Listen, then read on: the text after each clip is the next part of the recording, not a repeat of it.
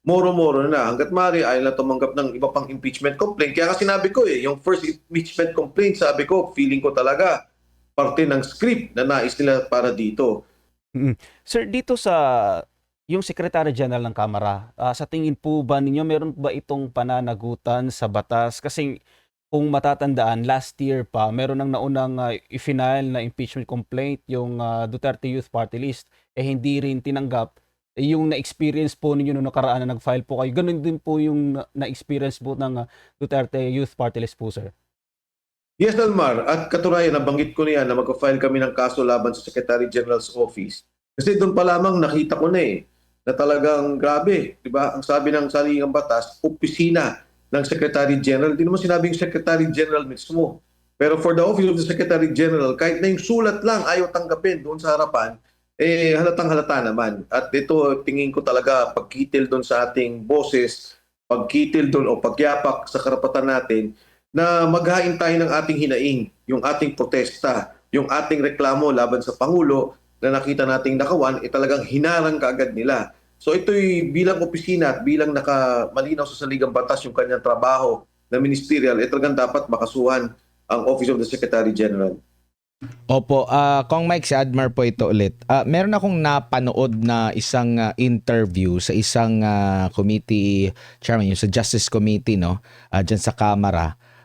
Tinanong siya doon sa interview na yon kung tama ba na hindi tanggapin ng Office of the Solicitor General yung Office of the Secretary General yung mga impeachment complaint kung wala siya, no?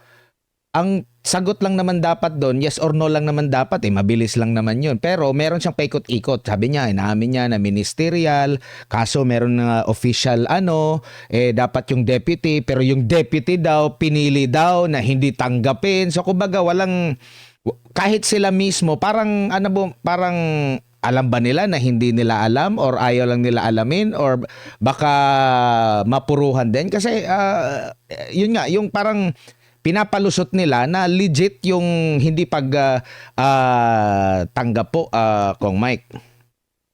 Tama ka, Admar. Alam mo, napakahirap talaga magtanggol pagka baluktot o mali yung pagtatanggol Di ba kaya yun ang naging problema nung nagsasalita o siguro nagpapaliwanag dun sa nangyari. Kasi talaga malinaw yun. The Office of the Solicitor General should accept ministerially an impeachment complaint and should refer it immediately to the Office of the Speaker. Within 10 days, the Speaker should refer it to the order of business, to the plenary, and then within 3 days, the plenary should refer it to the Committee on Justice. So tapos yun Malinaw yung sinabi na sa Ligang Batas. Yung ginawa nila talaga na bawal, hindi tanggapin, walang pwedeng i-authorize tumanggap, yun talaga ang hirap ipaliwanag. Kaya nga biglang biruin mo pagsabi, Lunes na, tatanggapin na namin. Of course, si Makabayan Black did what they did na nag-file talaga sila. Pero ako, nung una pa lang at ringgan nyo na naman ako tungkol dyan, alam ko na moro-moro na. Hanggat maaari ayaw na tumanggap ng iba pang impeachment complaint. Kaya nga sinabi ko yung first impeachment complaint, sabi ko, feeling ko talaga parte ng script na nais nila para dito. So yung tanong kung ba't nila mapaliwanag, napakahirap ipaliwanag ng mali. Diba? And I would think, kung ako yung congressman, hindi ko na ipagtatanggol yung SecGen sa office. Ang sagot lang dun trabaho niya yun. Kami naman, congressman, and they should, kumbaga, sila yung dapat managot. No? They should be the ones responsible for the actions or yung inaction that they took in not receiving the impeachment complaints. Opo, lipat lang ako ng topic, Kong Mike, kasi merong nailabas na nag-leak nung draft tapos inamin naman ni Senador Ping Lacson na meron niyang draft at doon sa draft na report ng Senate Blue Ribbon Committee, meron nang nabanggit doon, nirekomenda na makakasuhan. Merong mga incumbent, kasalukuyang senador, meron ding dating senador which is nakakulong na rin na ngayon.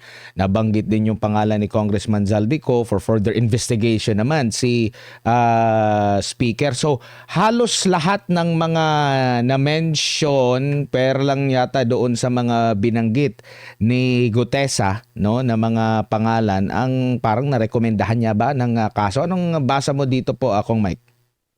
Actually, Edmar, noon ko pa din nabanggit naman yan na talagang gagawa sila ng script ukol dito. Kasi ang Pangulong BBM, naipit siya nung sinabi niyang mayaman naman kayo, tapos imbestigahan ang lahat ng nakawan. Nung lumabas lang yung lahat, ang una lang talagang gustong ipitin at hanggang ngayon, yun naman ang kanilang script o yung ang kanilang gustong nais mangyari ay si Saldico. O si Saldico, ang siyang mastermind ng lahat ng to, siya ang nagnakaw ng pera, siya ang kumuha ng lahat. Ang problema, si Saldico pumiyok. Bago si Saldico, nagsalita si Gutesa na nagdi-deliver kami ng pera. Pero kung natatandaan nyo, Admar, ang sabi ni Sergeant Gutesa at that time, nagdi-deliver kami kay Martin Romualdez. Wala ang pangalan ng Pangulong Bongbong Marcos. Nagsalita ngayon si Saldico. Sabi ni Saldico, hindi, ang katotohanan, nagdi-deliver ako ng pera sa iyo. Nagbigay akong 25 billion, meron akong 2 billion na quota a month, at meron akong deliver sa Tamarin. Dito na nagkagulo-gulo. Hindi na malaman kung paano aayusin yung script. So sabi, sige, maglagay tayo ng ilang malalaking pangalan tungkol dito, ukol na dito sa kasong to. So nadamay na nga si Senator Bong Revilla, o ito, damay na natin. Tapos ito na yung lumabas yung committee report na kung tama yung Admar, yung aking na ilagay pa yung pangalan ng 3 senador. Yung mga congressmen, hindi ko alam kung sino, 2 ata yung naisama pa nila. Batay dun sa binanggit nila Yusek Bernardo. So, inaayos nila lang gusto kung ano yung pwede natatanggapin ng tao at kung sino yung pwedeng isalba, isasalba nila. So, si Saldico, yan yung parang naging nila, pinaka katapusan ng kanilang script. Kasi ang hirap nga, Almar yung nangyari na tinatakpan nila yung kasinungalingan Dahil maging yung ICI, wala na. Nalusaw. No? Talagang naging independent lang. Isang taon lang natira tapos wala nang ginawa, hindi nag-imbestiga. So dito naman sa Blue Ribbon Committee, eto na nga yung lalabas ng report. Gusto lang tapusin. Pero pansinin mo, Almar, ang tao ba natatahimik? Ang tao ba tatanggapin yung ganitong report? Ang tao ba tatanggap na ito lang yung mga nagkakasala o ito lang yung kasama sa sindikato ng nakawan sa gobyerno? Sa aking palagay, hindi. Sa aking palagay, alam ng taong bayan kahit papano, no, kung nasaan at kung sino ang makasama dito sa nakawang to, at kung ito lang ang malalabas na committee report, wala din.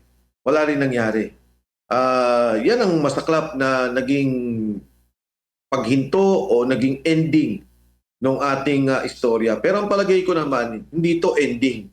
To be continued to, hindi papayag ang tao dito, at marami pang mangyayari para magpatuloy ang katotohanan, para magpatuloy na mapagbayad kung sino mga may kasalanan, kung sino talaga ang nagnakaw sa pondo ng bayan.